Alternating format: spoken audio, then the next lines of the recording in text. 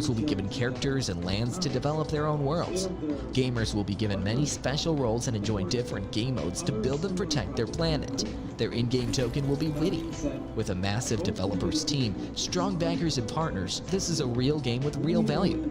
Follow all of their social media platforms now too, so you won't miss out on their latest news and announcements. Voxies.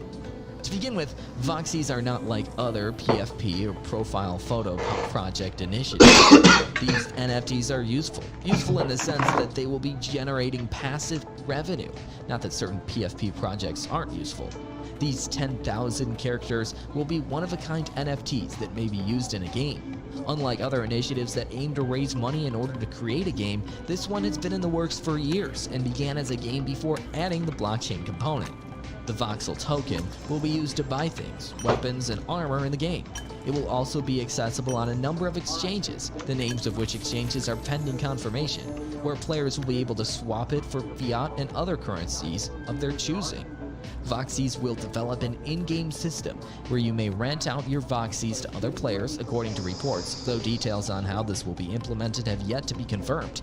It has also been stated that player-owned Voxies will be able to be customized with weapons, armor, and other items, whilst stock Voxies would not.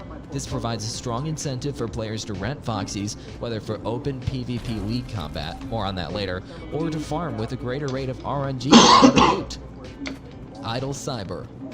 Idle Cyber is the ideal mix of a post-apocalyptic and futuristic environment. In the game, mankind is compelled to build massive walls as a first line of defense against cyborgs who are attempting to exterminate all humans. There's more, as exciting as all of this appears to be. This game has a variety of visually appealing characters. Each character, particularly the main ones, has a narrative and a distinct arsenal of weaponry, as detailed on the Idle Cyber website. The play-to-earn model is used by Idle Cyber. This effectively implies that by playing the game, you may earn real money. It's worth noting that the game isn't completely playable yet. It will, however, be released shortly, and the creators plan to use the Binance Smart Chain to do so.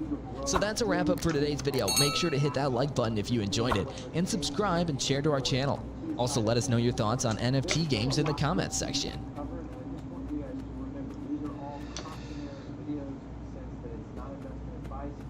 We do these things called market movers, and the concept behind a market mover is real simple.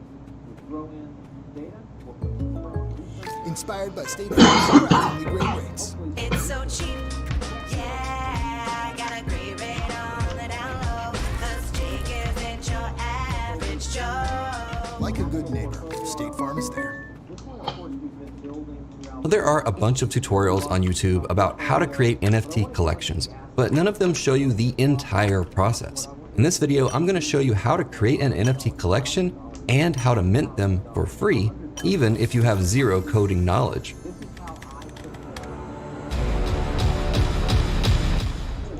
In this video, we're going to dive headfirst into cryptocurrencies, NFTs, minting, and coding.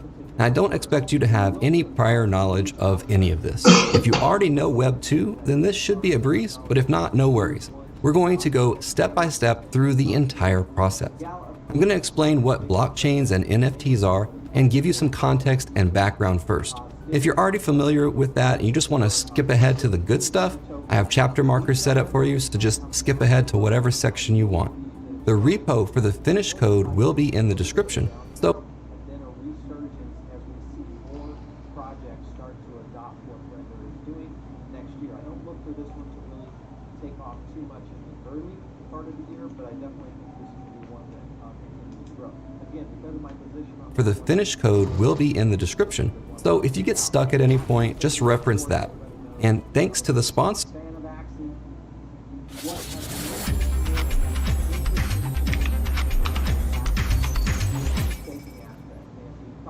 Hey, welcome into the live stream today. It's going to be a good one, and of course, that's going to be done. I should be staking all my Axie, and what I'm trying to do is, we're probably going to end up doing a video on this one, just the process of getting staking Axie, how to move it, things of that nature. But when you have a portfolio that's like this, within the scenario, you've owned Axie for a while, the question would be, do you sell it? I don't think so. I think we're going to continue to see a little bit of a rise. You will see an adjustment on Axie, and there will be a dip opportunity as well, and I would most likely be dollar cost average.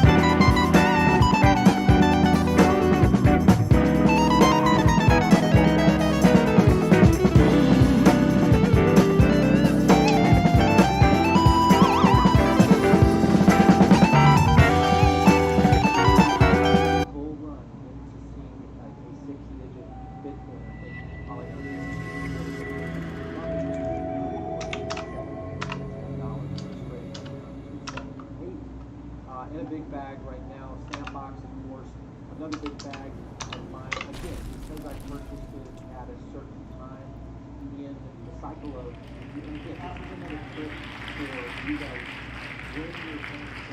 Right, finally, we have Thorsten Hoffman, who's the producer of the Cryptopia film. Thanks, Peter. 5 years ago, I made a film about the history of money, banking, and Bitcoin. Buckle up, we said, it's gonna be a bumpy ride. And now, some of the big brains and big egos who championed cryptocurrency claim they are building a crypto utopia. Magical things will happen. With something called blockchain technology, and it just might change your life. And they really could compete with, if not even take down, the Facebooks and the Googles and the Amazons. My name is Thorsten Hoffman, and I'm going to put some of these claims to the test. Some critics say you kind of hurt the community. What's your response to that? This innovation has enabled a lot of criminals and scammers. But basically, looking at it now, you lie to us. Forget all the hype.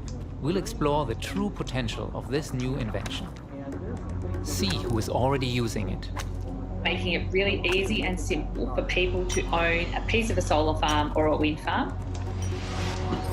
And go deep into a secret bunker that holds billions in Bitcoin. And we cannot talk too much about it because it's pretty secret what is down there, right? If Bitcoin succeeds, it will be at least $1 million per coin. We'll learn lessons from the past and meet those building the future. But there are those who want to kill it. Join with me in introducing a bill to outlaw cryptocurrency so that we nip this in the bud. Control it. Next year, people are going to start seeing that we have hundreds of patents and everything changes. Or change the world with it. Welcome to Ground Zero in the battle for the future of the internet. Web 3.0. They wanted a science fiction dream. What they actually did was build forthcoming disaster. A lot of people were not willing to learn and were not willing to admit they were wrong. They're idiots. Why is this fraud allowed to speak at this conference? Stop telling me that I have no clues. That's just bullshit. If you don't support free speech, you don't support Bitcoin. You're an enemy of Bitcoin. This is bigger than the internet, the Iron Age, the Renaissance, the Industrial Revolution. This affects the entire world.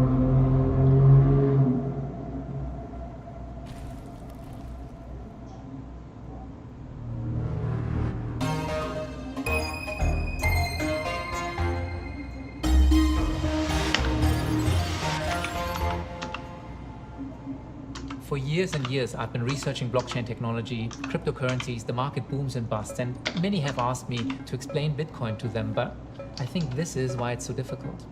Cryptocurrencies. Everything you don't understand about money combined with everything you don't understand about computers. Okay, let's start slowly with the basics of money and its creation. The total value of all the world's money is about $120 trillion.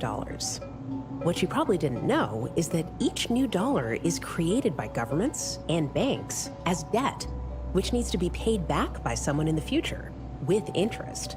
That's why there isn't enough money in the world to repay all that debt. And there never will be. Oh, and almost all of the world's money is already digital, just entries in a ledger, usually managed by a bank. Only a small portion exists of physical currency, like cash or coins. Think of it this way. Your employer deposits $1,000 into your bank account. Then you pay $200 in taxes, $500 for rent, $200 for bills and shopping, and so forth. Whether you use credit cards, debit cards, PayPal, or bank transfers, they're all just pluses and minuses in different digital ledgers. Hey guys, welcome to Forward. We're a new type of doctor's office that's providing preventative ledgers. That's why there's almost no need for physical money in our daily lives. During the financial crisis in 2008, a mysterious figure called Satoshi Nakamoto published this 9-page white paper. It said, with Bitcoin's open source software, we can create our own money without banks or governments.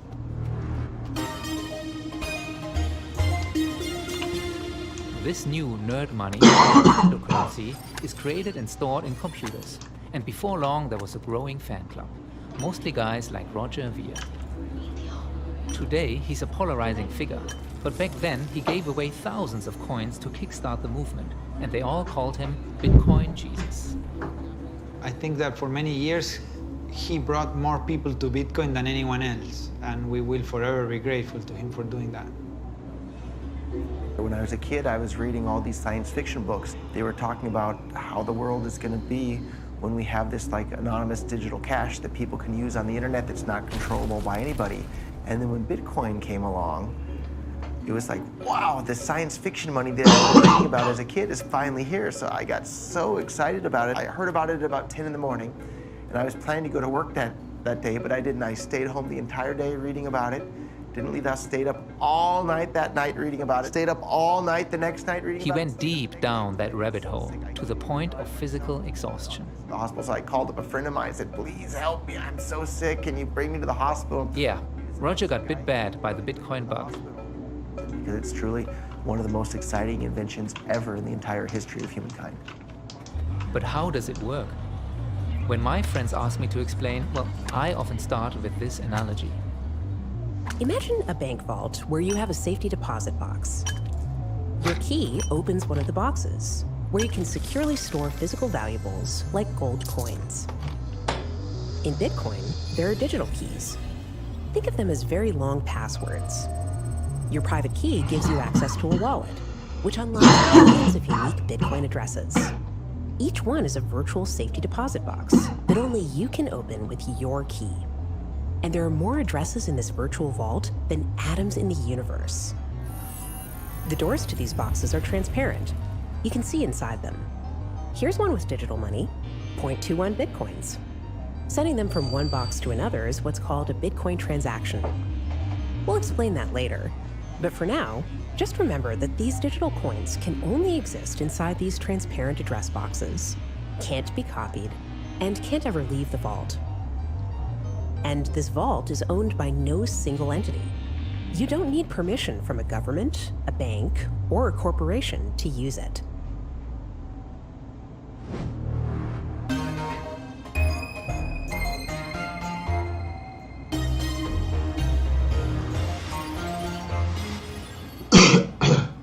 For most early adopters of Bitcoin, it was all about global peer-to-peer electronic cash.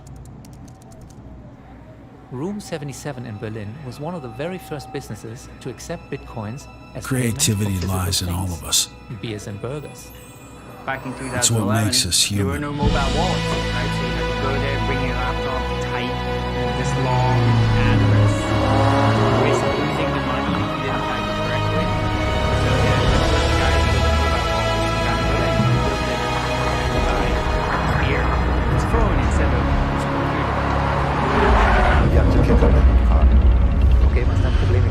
It starts with an idea, the desire to create, Merchant 3% Gebühren kostet, dass ich 180 Tage bangen muss, dass man mir mein Geld nicht to solve, zurückholt. to play, to share, Credit cards are an old technology and actually pretty complex. to interact.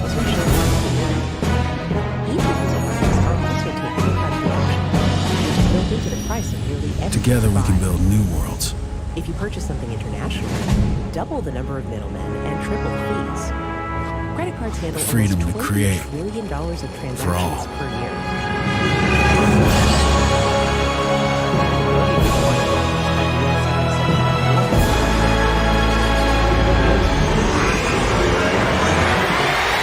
Was sind das für Probleme mit Banken? Das Problem, was ich mit Banken habe, ist, dass wir es in unserer Gesellschaft geschafft haben, mit den Banken eine unverhaftbare Kaste, eine nicht ins Gefängnis steckbare Verbrechersyndikate aufzubauen, die too big to fail, too big to jail.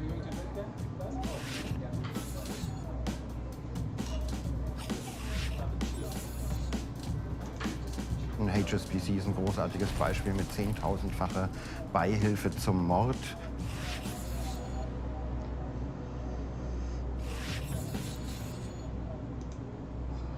Da musste nicht mal jemand vor Gericht gehen, weil der oberste Staatsanwalt der USA klargestellt hat, können wir nicht machen, bricht die Wirtschaft zusammen.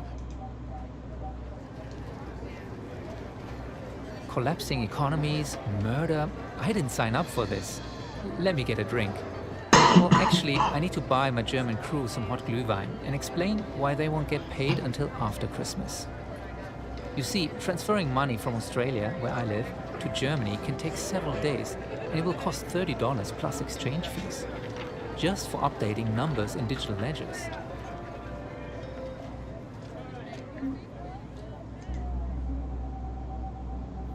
After all, it's just moving data. I can send a picture or video to anyone on the planet, almost instantly, for free. We live in the age of the internet, but the banks won't send the data after 5 p.m. or on a weekend? That doesn't make any sense. So what if those slow and expensive middlemen with their multiple ledgers could be replaced by a giant database synchronized over the internet? That's the big idea behind Bitcoin.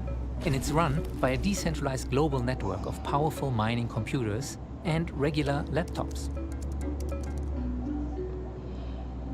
Here's how it works. When I pay my cameraman, what's really happening is that I use my key to open my wallet and then instruct the network to send Bitcoins to his address. Most Bitcoin apps use QR codes to identify an address. You scan it, then swipe to use your key and approve the transaction. This information is shared throughout the global network within seconds. Every 10 minutes or so, one miner, using a tremendous amount of energy, beats all the others in a contest to solve a very difficult math problem. That miner is authorized to arrange the most recent transactions into a structured block and is rewarded in Bitcoins for this work. All of the data contained inside each block is represented by a checksum. The miner now adds the new block to the previous one. That's why it's called the blockchain. Now the ledger will be updated globally. The checksums of the previous block match the beginning of the new one, which are baked together forever. It's impossible to tinker with the data inside the block without changing the checksums and breaking the chain.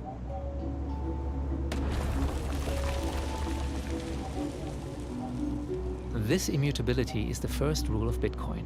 It means no one can ever change what was once recorded in the blockchain or spend the same coin twice. That's also called censorship resistance, and it's critical to Bitcoin being used as real money.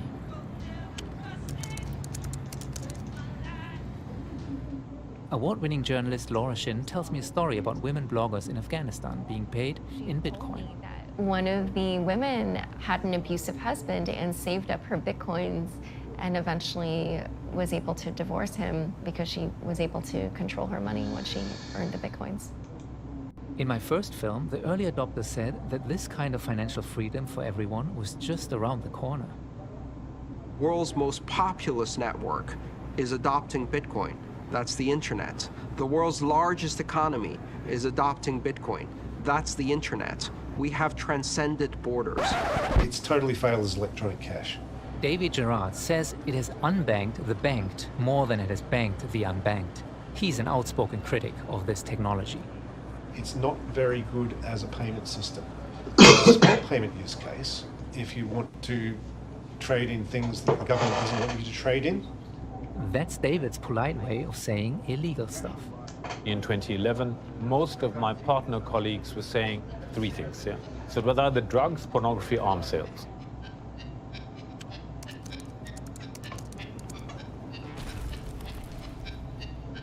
The Silk Road was a black market on the dark web, where buyers and sellers used bitcoins to fly under the radar of the authorities.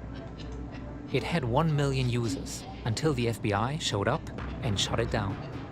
They caught this guy for running it and confiscated the coins held in escrow by snatching his computer. And then they locked him away for life.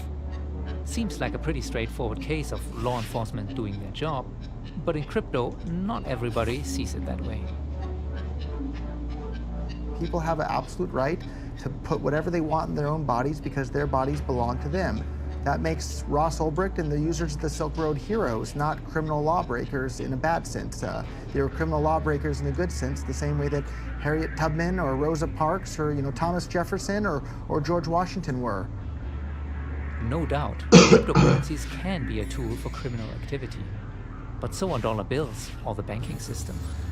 And let's not forget, the blockchain is a public ledger. I'm Adam. the chief It's actually been quite business useful officer for at uncovering Victoria crimes. VR. A former federal Victoria prosecutor VR named is Catherine a Hahn. massively She was the one who multiplayer discovered that there were a online couple of federal role-playing agents game that in the open world. were So players pilfering can play the bitcoins games, that the government complete had obtained quests, from the Silk Road hunt case Easter for their eggs own and gain. treasures. Level And up, what was get interesting unique was assets, she got a tip that there trade might be goods one, or build anything one they agent that can was doing imagine. this. But from Thanks looking to at the Unreal movements on Engine, the blockchain it's itself, she fully realized that there were upgradable. two people. As you might know, it's very difficult to Prosecutor could put see those in bitcoins VR being moved. headsets And with when the more dirty cops advanced tried to graphics sell them for because dollars, VR they got headsets busted. are not as advanced yet for the quality we can create for PC games. VR What at the makes beginning, bitcoins guys. worth stealing? VR is Why do they have shifting value its at all? borders and improving Let's go back to where bitcoins fast. are stored in So transparent we are digital creating deposit the whole boxes, world in the protected best by strong quality cryptography. possible. They can never be copied or leave the vault because any transaction of any bitcoin, down to a 100 millionth fraction, is recorded in the blockchain for eternity. This synchronized global ledger is shared among thousands of computers worldwide. That's why it can't be compromised or altered. Think about that. We can make an infinite number of perfect digital copies of a movie, a song, any file. But for the first time in history, this distributed record keeping allows us to have a truly unique and fungible digital object that is also scarce. If you could count all of these virtual coins, you'd find about 18 million of them today. The mining reward is the only way new coins are created. In the first years of Bitcoin, miners competed for 50 Bitcoins every 10 minutes. Then, their reward for processing transactions dropped to 25 Bitcoins. We made a space for then a 12.5. gallery, where, And then for half, example, again and again, works every of 4 Escape years. to Nature will be shown. It's good Escape to old-fashioned Nature, it's supply a and film demand. and photography If production investors that or works with users of marine life. Bitcoin create a higher demand than this decreasing supply, The the price space will go up. provide as gallery and also When the amazing cap of view 21 to the million sea is and reached, the the protocol waterfall. stops the network From from the one creating side of the anymore. gallery, you can see It's the opposite pictures of our of traditional marine money life, supply, and from another which part, you will keeps see the growing and waterfall that is growing. going down.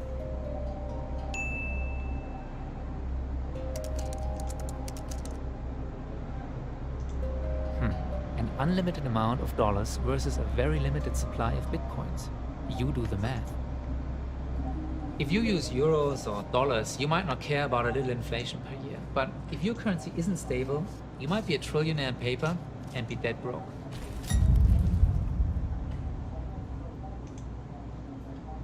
I grew up in Patagonia, in the southern part of Argentina. My parents are sheep ranchers there. And I remember growing up in my childhood, I saw my parents lose everything 3 times. First because of a huge devaluation, then because of hyperinflation, and the last time because the government confiscated all bank deposits. I think that today there are billions of people, at least 4 billion people, who would be a lot better off by having access to a form of money that is non-political and more democratic.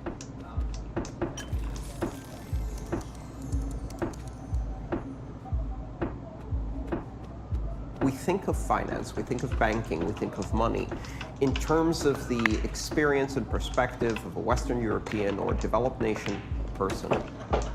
And that is really just 1.5 billion people who have a very privileged financial life. What about the other 6 billion? Every single country that is free has essentially a legal status for cryptocurrencies that is very open and permissive, and every single country that is unfree has restrictive or banned cryptocurrency status.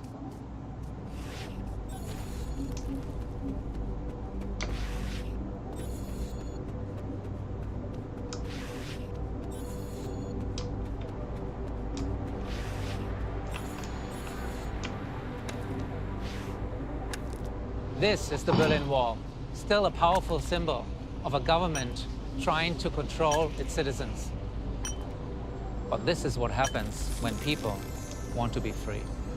The very first open crypto war is playing out in Venezuela, where the local currency loses value every hour due to hyperinflation.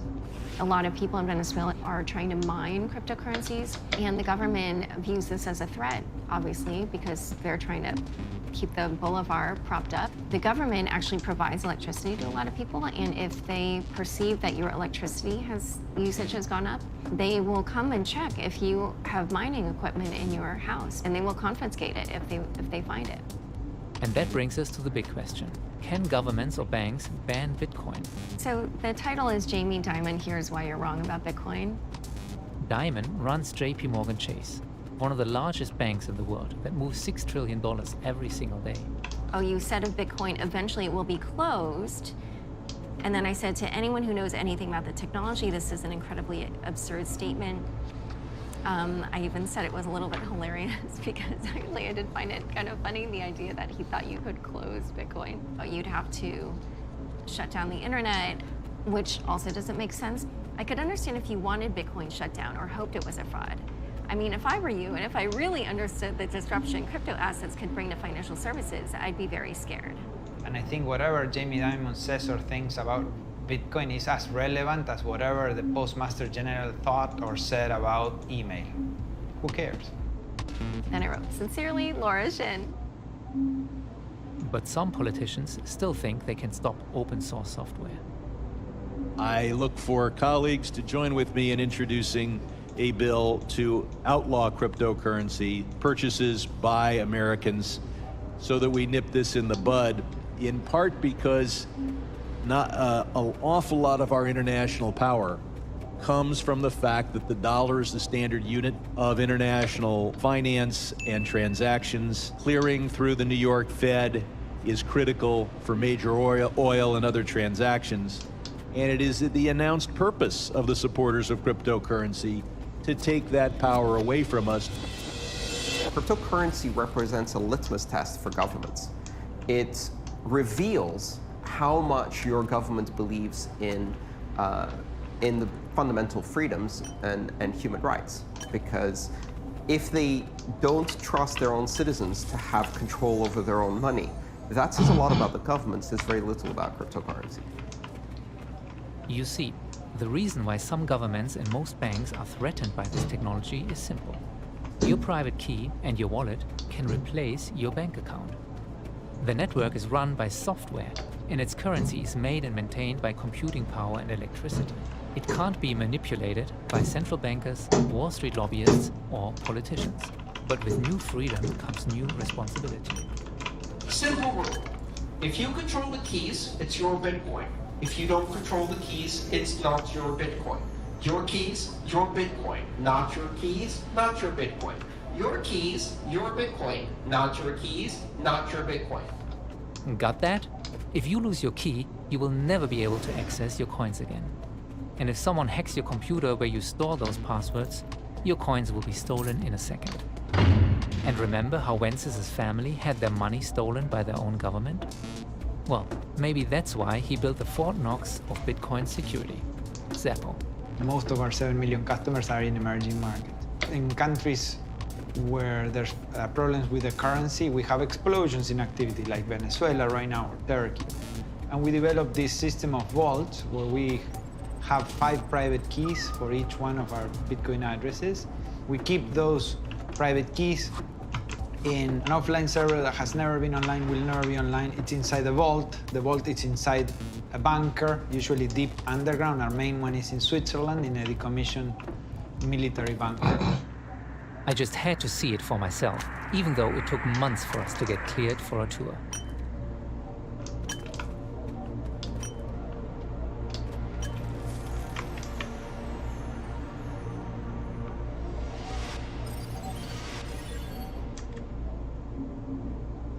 We were met by Christoph Oschwald, a former military commander who runs the place, and a representative from Sandbox. Christoph said the guards would rather shoot us than show us around. I hope he was kidding. They need to bring in the material to the other side of the personal lock. First up, one more check of our IDs, a pat down for weapons or any other monkey business, and gear inspection. Even the boss was searched. It took nearly an hour to get my team through security, but it was worth it. No other film crew has been allowed access. We are the largest custodian of Bitcoin in the world because a lot of the largest holders in the world use us for security. Rumor has it that 10% of all Bitcoins are stored here and in their 4 other secret locations. Unfortunately, I can't confirm any of those numbers. From the mountain, we are getting a lot of benefits, right? Earthquake-proof, flooding-proof, but on the other side, you're facing a lot of additional cost. Like maintaining 7 independent backup power supplies. The labyrinth of tunnels deep into the mountain is interrupted by nuclear-grade doors.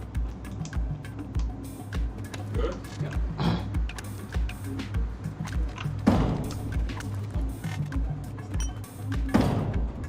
It's a level of security applied to all of the data Christoph protects here, not just for Zappo.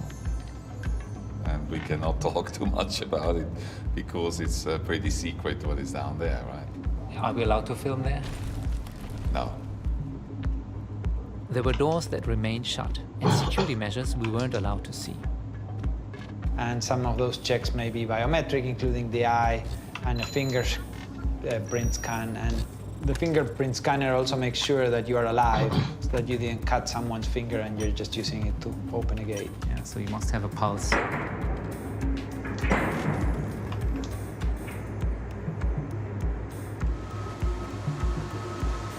Don't touch the racks. These aren't Zappo's actual servers, but if you've ever wondered what cryptocurrency thieves dream about, it's sitting somewhere down here, unplugged from the internet. But there is absolutely no way, zero way, to attack the data which is on the cold storage side. But here's my question. Why do I need the cold offline servers to be inside a mountain? Can it be in my basement? While this server is in your basement, it still can be stolen, right? So this is like money. It is data. Yes, it's bit and byte, but it is money at the end, and a lot of money. And this is why this data center here is more a bank than a data center. Okay, let's do a quick recap. We now have billions of dollars worth of data secured in digital banks deep inside secret military bunkers. If you don't think Bitcoin is already changing the world's concept of money, you haven't been paying attention. Remember Mervyn? He used to be a senior executive at Deutsche Bank. His colleagues once said Bitcoin was for lawbreakers and troublemakers. He now runs a $100 million crypto fund out of Malta. Our research shows that the crypto markets are going to probably be worth about 8.7 trillion in 2027. Which is a 50x from today. Exactly.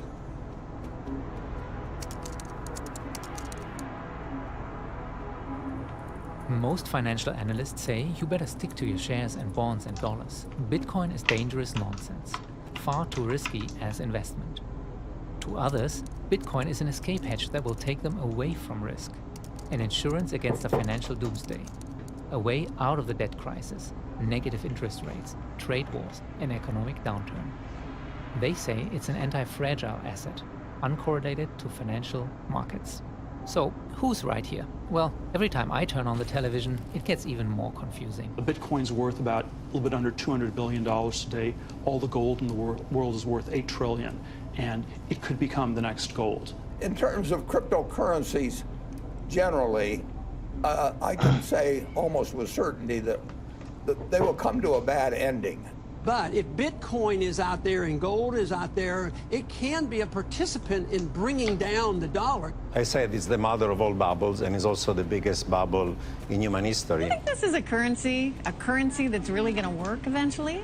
Well, I think it is working, and there will be other currencies like it that may be even better. Bitcoin is successful only because of its potential for circumvention, lack of oversight. So it seems to me it ought to be outlawed. It doesn't serve any socially useful function. This film isn't investment advice, but it strikes me that most of these TV shows just want to stir controversy.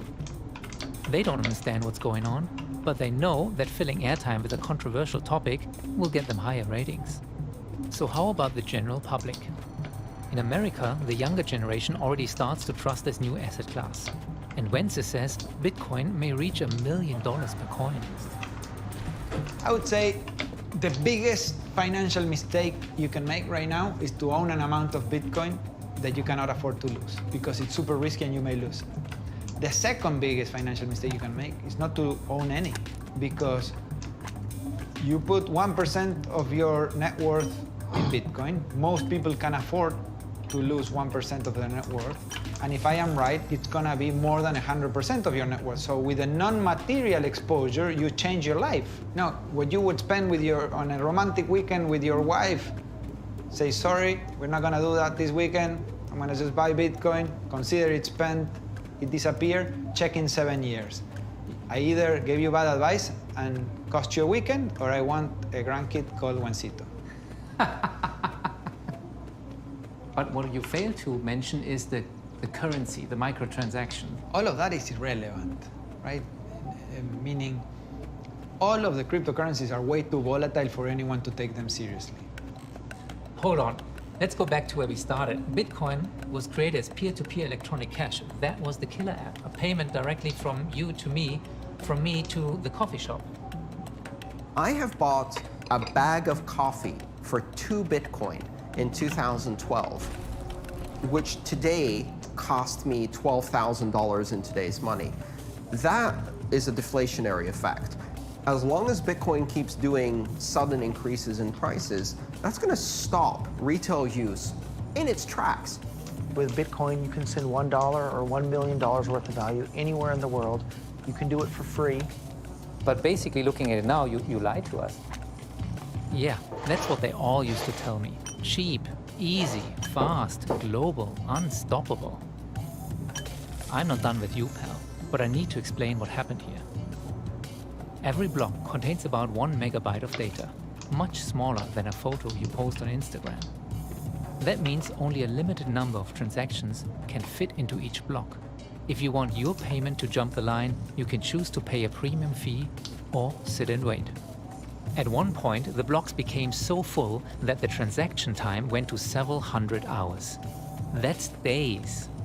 And it was more expensive than international wire services. It got so bad that a Bitcoin conference wouldn't take payment in Bitcoins. And he's the guy who promised me moving money fast and for free. What went wrong? And that's as a direct, intentional result of Bitcoin Core's policies of intentionally making it slow, expensive, and unreliable. And Roger blames this guy for Bitcoin not becoming a mainstream global currency. There are no shortage of conspiracy theories. Marker? Blockstream was founded in 2014. The original co-founders are a lot of core developers. Those are the software coders who continued building Bitcoin after Satoshi vanished. Roger thinks those guys sabotaged the scaling of the network so Blockstream could promote its own software solutions. Samson says, come on, the blockchain is already 200 gigabytes large and growing. Every transaction made has to go out to the whole network, and every block that contains that transaction that is mined has to also go out to the whole network, and it has to be stored for eternity. The argument? More independent miners will continue. We have an important preface, an important caveat, an important disclaimer before we get started, and here it is, provided from my lovely lawyers. Here we go. I am not an investment advisor. All opinions are mine alone. There are risks involved in placing any investment in securities, or in Bitcoin, or in cryptocurrencies, or in anything.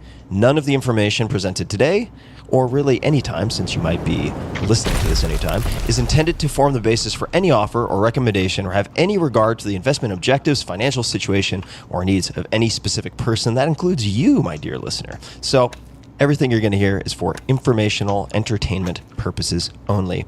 And with that said, please enjoy.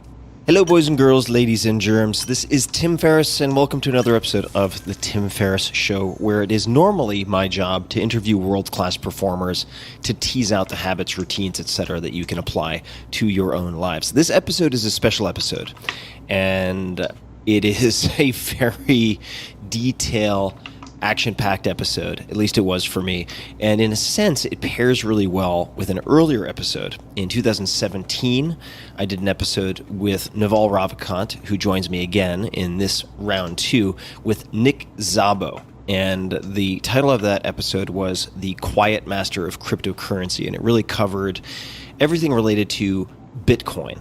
So BTC, smart contracts, all of those fundamentals. This volume 2 is going to cover everything Ethereum.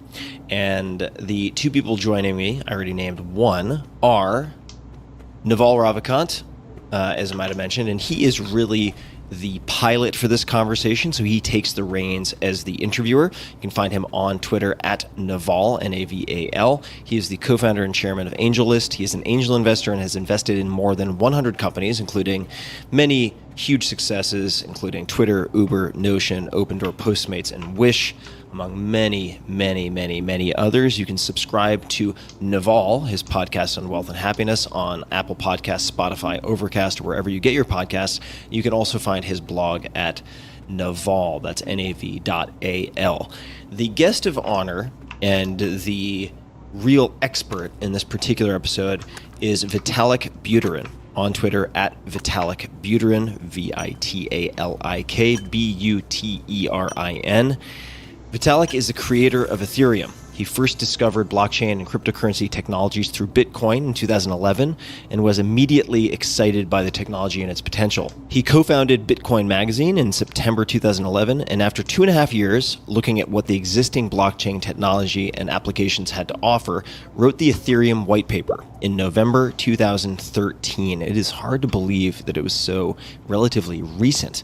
He now leads Ethereum's research team, working on future versions of the Ethereum protocol. In 2014, Vitalik was a recipient of the 2-year Thiel Fellowship, tech billionaire Peter Thiel's project that awards $100,000 to 20 promising innovators under 20 so they can pursue their inventions in lieu of a post-secondary institution. And boy, oh boy, did that award turn into a hell of a lot of value for the world and a lot of people. And Vitalik, I believe, is now a ripe old 27 years old. You can find his writing and much more at vitalik.ca. That's vitalik.ca. And for ease of reference and ease of finding, you can find the previous conversation with Nick Szabo on Bitcoin and smart contracts and other core concepts at tim.blog/Bitcoin, and you can also find this current conversation with Vitalik on all things Ethereum at tim.blog/Ethereum. That's ETHEREUM. Please enjoy this wide-ranging conversation with Vitalik Buterin and Naval Ravikant. This episode is brought to you by Theragun. I have 2 Theraguns, and they are worth their weight in gold. I've been using them every single day. Whether you're an elite athlete or just a regular person trying to get through your day, muscle pain and muscle tension are real things. That's why I use the Theragun. I use it at night. I use it after workouts. It is a handheld percussive therapy device that releases your deepest muscle tension. So for instance, at night, I might use it on the bottom of my feet. It's helped with my plantar fasciitis. I will have my girlfriend use it up and down the middle of my back, and I'll use it on her. It's an easy way for us to actually trade massages, in effect. And you can think of it, in fact, as massage reinvented on some level. Helps with performance, helps with recovery, helps with just getting your back.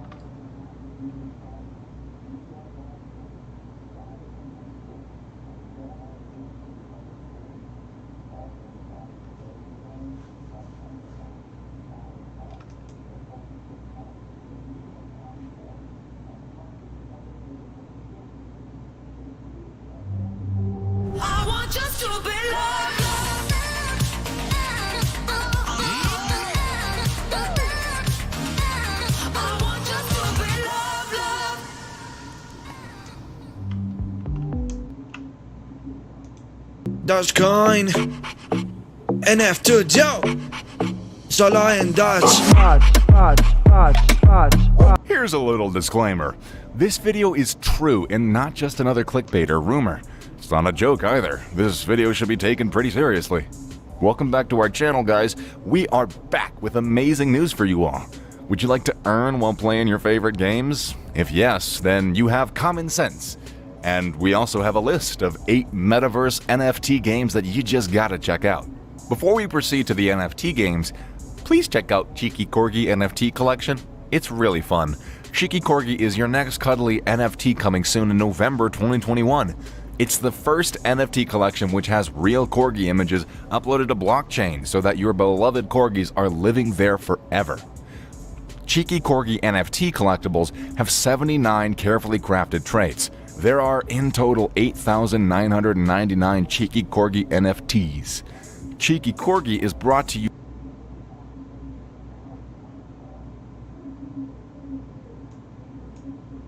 by a corgi lover and made for corgi lovers. Cheeky Corgi has a mission to build a community around corgi and pet lovers and bring NFT blockchain to the mainstream. The development team are behind well-known DeFi startup DAO Adventures, the same team who operates another NFT launchpad, Mintology. Mintology is the world's first curated NFT launchpad, a Kickstarter and all-in-one studio enabling high-quality NFT projects, PVC, planes versus cars, battles, etc. You get diverse items to upgrade and personalize your car. There's also a marketplace to exchange cars and items and much more. Plus, you can bet on races. New players will have to buy a car from the NFT marketplace to start playing. Currently, there are some new features like workshops where you can get more income from. There's owning shares and auctioning land, and more stable income with their PVC racing mode. And also extra rewards from race betting have been implemented. Crypto cars have maintained stability of their development for the past 2 months, and so far their planned roadmap is going smoothly. As one of the best projects to attend MVB3 organized by Binance, do follow all their social media, links in the description once again, and stay tuned for their upcoming Metaverse. Introducing Crypto Planes, the first play-to-earn game about planes on the BSC platform that was recently launched on October 16th of 2021. Crypto Planes is on the Cryptosity ecosystem alongside the previous crypto cars.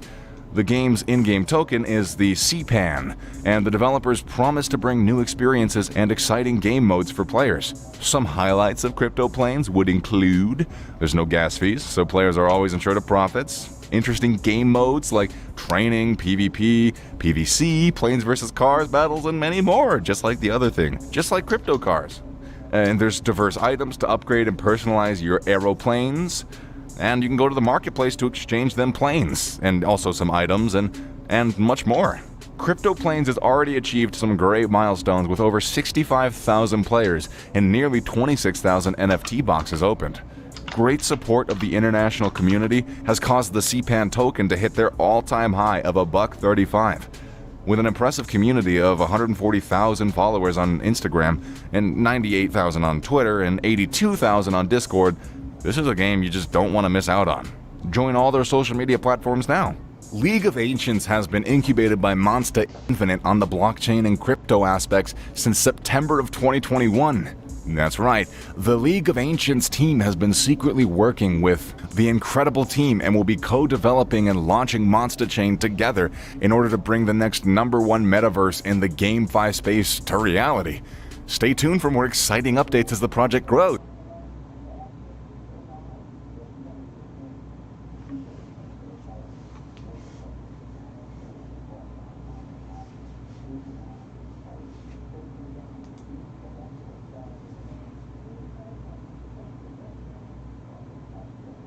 This is Blankos, the free-to-play multiplayer game where you can unlock, earn, and sell NFTs in-game.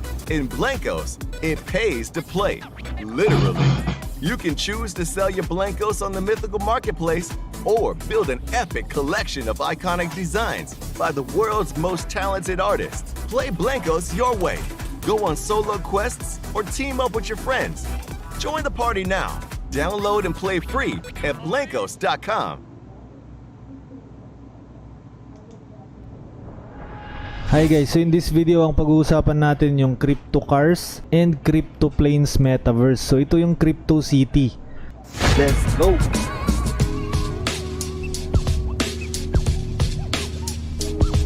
bago pa lang kayo sa channel, huwag niyong kalimutan na i-click yung subscribe button.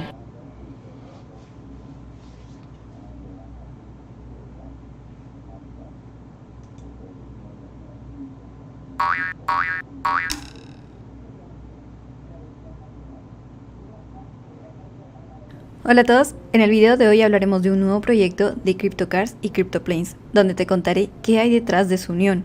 Si aún no sabes la historia de conexión entre ambos, seguramente vas a querer conocerla. Así que déjame hablarte un poco de ella. Esta es una historia muy interesante, basada en un futuro muy lejano, donde los seres humanos están al borde de la extinción. Este es el Dr. Device. Está trabajando para restaurar la raza humana y descubrir la ubicación de un extraño combustible verde y la creación de un chip inteligente. El doctor colocó estos chips con el combustible verde a sus primeros 3 robots. Además inventó un chip para experimentar con automóviles y así cobren vida, solo cuando se carguen con el combustible verde. Pero no todo salió como esperaba. Su primer robot se escapó y lo traicionó. Y ahora quiere robar el combustible verde. Y el único lugar donde podría obtenerlo por ahora es en los autos y en los talleres. Entonces su primera medida fue secuestrar al doctor. Y ahora los otros 2 robots están a cargo de mantener a salvo a la ciudad de automóviles y la mina de combustible. Y estos deben armar un plan para rescatar al doctor. Pero existen 3 capítulos y entendamos un poco más. La historia completa de estos 2 capítulos te dejaré en la descripción. Los automóviles no pueden defenderse porque no tienen armas. Es ahí donde ingresan los aviones. Aviones con vida y la máxima tecnología y armas. Si quieres conocer la historia completa de estos 2 capítulos, te dejaré en la descripción y así puedes leerla por completo y sin duda esperar los siguientes capítulos y entendamos un poco más la relación entre CryptoCars y CryptoPlanes y la fundación de CryptoCity. Entonces, ahora hablemos de CryptoCity Metaverse. CryptoCity Metaverse es un tercer proyecto de CryptoCars y CryptoPlanes. Aún no tenemos mucha información acerca de este. Sin embargo, en mi opinión, a día de hoy existen muchos proyectos basados en el metaverso, ya que es el futuro, y el metaverso de CryptoCity planea crear algo más grande que solamente una experiencia de juego. Su intención es crear nuevas actividades dentro del juego. En este proyecto, que es el metaverso de CryptoCity, se podrá interactuar entre la comunidad, se plantea vivir juntos dentro de un metaverso, además de seguir disfrutando de un juego Play to Earn. Pienso que CryptoCars y CryptoPlanes hasta el día de hoy no nos han decepcionado, y cuando todo esto sea un metaverso, podría llegar a ser un proyecto muy grande. Y cuando esto comience seguramente todos vamos a querer ser parte de este tercer proyecto. Entonces, ¿creen que CryptoCity podría tener LANs y realidad virtual en un futuro muy cercano? Todas estas son suposiciones, ya que aún no tenemos mucha información de este tercer proyecto, pero quería hablarles de lo que viene más adelante con estos 2 proyectos y estén atentos ante las novedades si quieren ser parte de este. Posiblemente una buena idea sería la llegada de la whitelist, así como lo hicieron con CCAR en staking. Considero que sería una buena opción. Y algo muy importante que todos deben saber es que este tercer proyecto, el metaverso de CryptoCity, será anunciado por los canales oficiales. Aún no está disponible, así que tengan cuidado y esperen información oficial. Y como dato final, te dejo con algunos de los logros que el equipo de CryptoCars y CryptoPlanes han conseguido. Los workshops en solamente un mes triplicaron su recompensa en comparación al inicio. Y tanto CryptoCars como CryptoPlanes se encuentran entre los principales proyectos en tendencia con metaverso según la Binance Smart Chain. Y a pesar de ser proyectos independientes, ambos han conseguido un crecimiento estable y saludable, hasta llegar a estar dentro del top 20 de los proyectos con metaverso más visitados en CoinMarketCap. Y por último, me gustaría saber qué les parecieron los personajes de la historia y si quieren conocer cómo luciría el Dr. Device en la vida real, aquí les dejo una foto donde pueden verlo. Y básicamente, solo quería darles el anuncio de este tercer proyecto y que estén atentos a las novedades. Estoy segura que muchos van a querer ser parte de CryptoCity Metaverse. Y si todo sigue así, ¿ustedes creen que CryptoCity podría durar varios años? Y básicamente eso sería todo por el video de hoy. Espero que les haya gustado y en cuanto tengamos más novedades de este tercer proyecto, traeré toda la información posible. Y como siempre, muchas gracias por ver el canal y hasta un siguiente video.